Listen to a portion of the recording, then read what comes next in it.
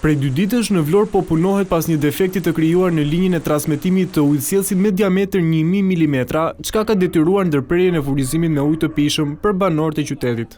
Bëhet fjalë për linjën kryesore që furnizon depot e ujit të qytetit. Drejtori i përgjithshëm i Agjencisë Kombëtare të Ujësjelljes Kanalizimeve, Flauret Shoshi, së bashku me drejtorin e Ujësjelljes Kanalizimeve Vlorë Ermal Murati, kanë inspektuar nga afër dëmtimin e rënë në tubacion. Pas ndërhyrjes së kryer një ditë më parë për shkak të rëndimit të defektit, është ndërhyrë sërish edhe në orët e mëngjesit të kësaj të shtune, me qëllim rikthimi sa më shpejt të furnizimit normal me ujë. Defekti sipas autoriteteve është shkaktuar nga një anomali e krijuar gjatë funksionimit të linjës.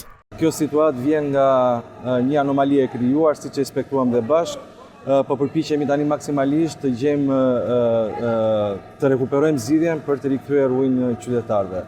Ka ndodhur në momente jo fort përshtatshme, me thënë drejtën, duke që se jemi në fund të vitit dhe festat e fund vitit.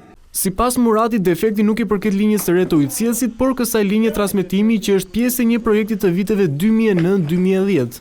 Normare ujësjellësit rajonale, ujësjellës Kanalizime Vlorë, bashkë me gjithë punonjësit e shoqërisë së kësaj shoqërie, bashkë me gjithë Ermalin, administratorin, kanë ndërhyrë që ky defekt të eliminohet dhe të riparohet sa më shpejt jetë e mujtë.